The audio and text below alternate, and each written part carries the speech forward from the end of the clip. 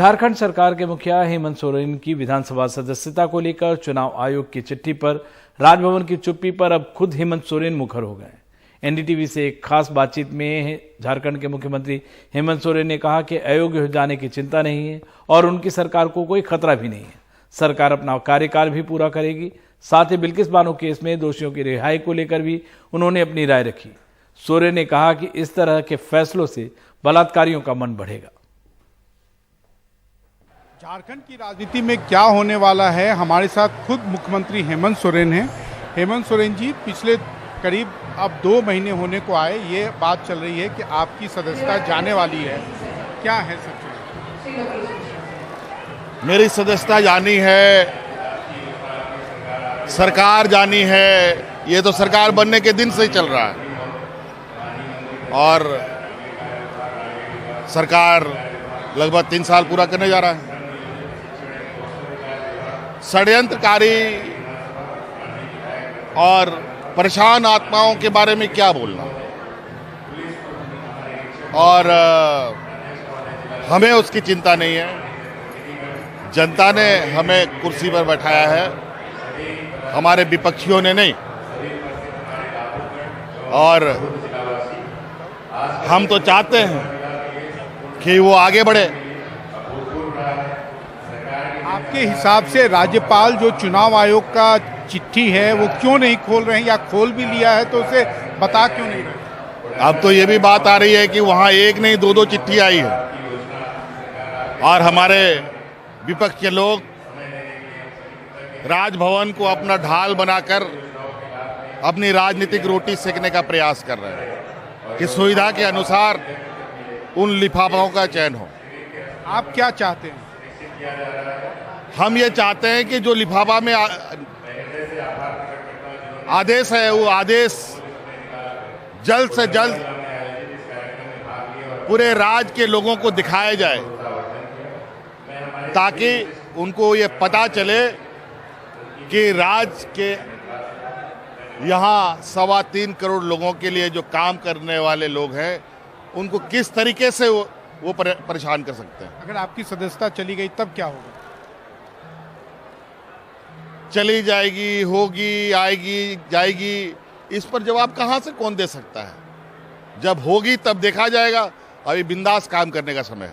ये बताइए कि कई लोगों के खिलाफ में ईडी की, सीबीआई की जांच चल रही है, जिसमें आपके भी कई करीबी लोग हैं।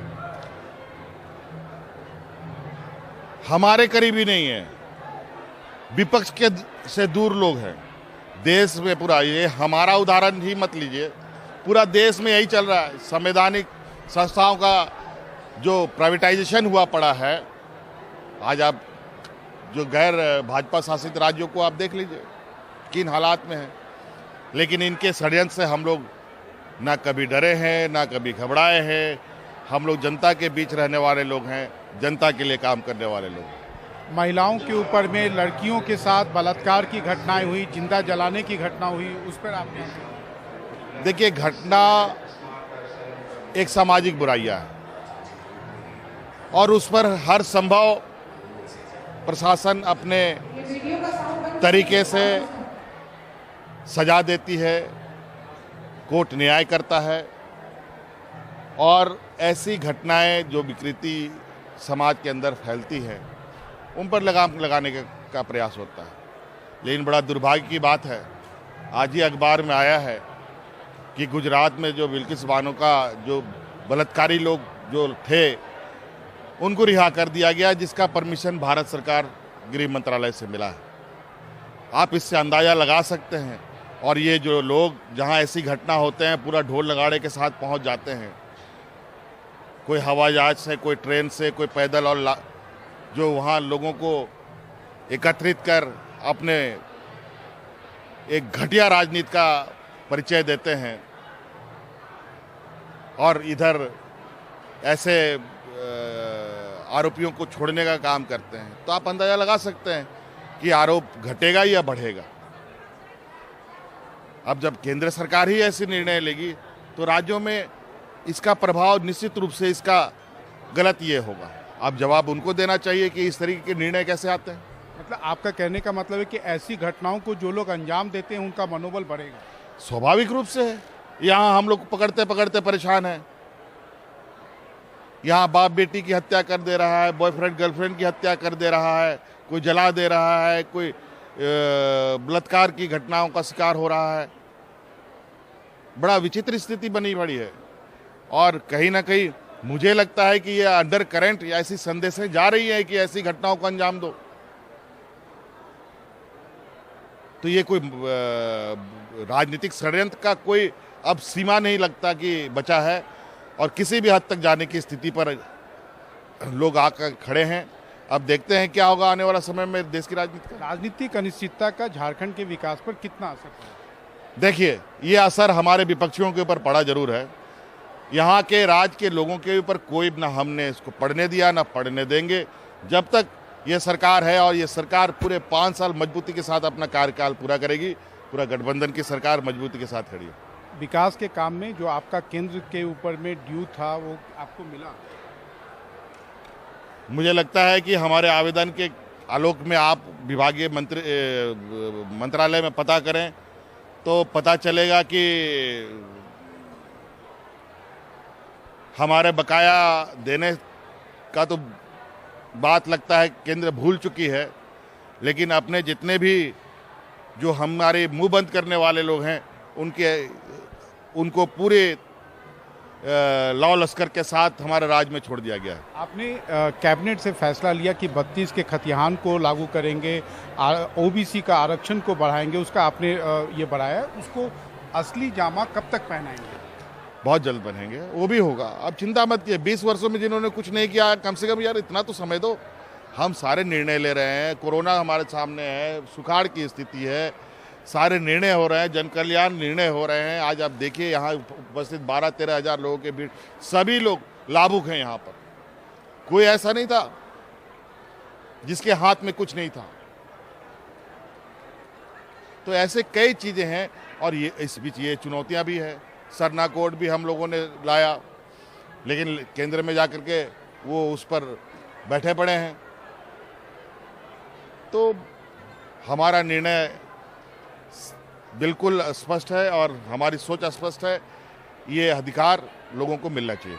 मेरा एक अंतिम सवाल है कि क्या आप अपना पूरा कार्यकाल पूरा कर पाएंगे, यानी कि अपने विधायकों को एकजुट रख पाएंगे? ये सबसे बड़ा सवाल होता है, हमेशा यही स्पेकुलेशन चलता है। ये चलता नहीं है, ये चलाया गया है। ये इन लोगों ने एक गुब्बारा फुला रखा है, लेकिन इसका जवाब जहाँ तहाँ इनको जरूर मिलता है। और आप देखेंगे, ये बात अब आप पूछ रहे हैं, ये तो सरकार बनने के दूसरे दिन से सरकार गिरा रहे हैं। इन क्या हुआ? और इस तरीके के जो निर्णय आप लोगों के चेहरों में, यहाँ के चाहे वो सरकारी कर्मचारी हो, ग्रामीण हो, सबके चेहरे में मुस्कान है। आप देखिए आज इसका नतीजा क्या है। आज सरकार काम कर रही है तभी तो ऐसी वातावरण है, नहीं तो और सब स्थिति में देखिए कि क्या और राज्यों में। जम्मू कश्मीर के शोपियां में कल आतंकियों ने 2 प्रवासी मजदूरों की हत्या कर दी। ये दोनों मजदूर उत्तर प्रदेश के कन्नौज के रहने वाले थे। दोनों मजदूरों की पहचान कन्नौज जिले के रामसागर और मोनीश कुमार के रूप में हुई है। पुलिस ने कहा है कि इस मामले में लश्कर-ए-तैयबा के हाइब्रिड आतंकियों को गिरफ्तार किया गया है। रामसागर और मुनीश कुमार उस वक्त सो रहे थे जब आतंकवादियों ने इनके शेड में ग्रेनेड फेंका। दोनों उत्तर प्रदेश के कन्नौज के रहने वाले थे। घाटी में कश्मीरी पंडितों और प्रवासी मजदूरों की टारगेट किलिंग की ये सबसे ताजा घटना है। सिर्फ 3 दिन पहले इसी शोपिया जिले में एक कश्मीरी पंडित पूरण कृष्ण भट्ट की आतंकवादियों ने हत्या कर दी थी। पुलिस का कहना है कि 2 आरोपियों को फौरन ही गिरफ्तार कर लिया गया और मास्टरमाइंड की तलाश है। सीजीआई सीट के अंदर से ग्रेनेड थ्रो किया गया, जिसमें उत्तर प्रदेश के 2 मजदूर थे मारे गए। और उसमें से जो थ्रो किया ग्रेनेड किया है हैवी टेररिस्ट है, और उसको हम लोग रात में ही पकड़ लिए। बाकी उसके साथ जो भी और लोग के साथ चलते हैं उसको भी अरेस्ट किया गया है। कन्नौज में दोनों परिवारों का रो रो कर बुरा हाल है। दोनों ही शोपिया के एक सेब बागान में 2 महीने से काम कर रहे थे। मुनेश कुमार की पत्नी पुष्पा देवी का कहना है कि उन्होंने कल रात 11 बजे अपने पति से बात की थी। 1 घंटे बाद ही उनकी हत्या कर दी गई। अब रात में 11 बजे बात भई थी, या कह रहे थे कि तुम का अब सोए नहीं। हमने उठा फोन, हमने कहा हेलो, कहीं हाँ हेलो। हमने कहा क्या अब तुम सोए नहीं, कहीं ना नहीं सोए। हमने कहा खाना खाई लो, कि हाँ खाना खाई चुके। हम पे पूछी तुमने खाना खाई लो, हमने कहा हाँ खाई चुके। अब हमने कही तो बात नहीं करे, कोई बात नहीं करी, कहीं मोबाइल में या सोच है पर वे गई तो उन महंगो पर था तो कहीं घर है तब सोच डरवाए आए, कहीं सोच नहीं डरा है कि मोबाइल स्विच ऑफ करके चाहे चार्जिंग मैया लगाई दे। बस इतनी बात भाई। अब आप उन फोन काट दो। इस साल घाटी में कश्मीरी पंडितों और प्रवासी मजदूरों पर हमलों की 10 से ज्यादा वारदातें हुई हैं। हमलों के डर से तकरीबन 6000 कश्मीरी पंडित कर्मचारी पिछले 5 महीनों से अपने काम पर नहीं जा रहे हैं। शोपिया से नजीर मसूदी की रिपोर्ट, एनडीटीवी इंडिया।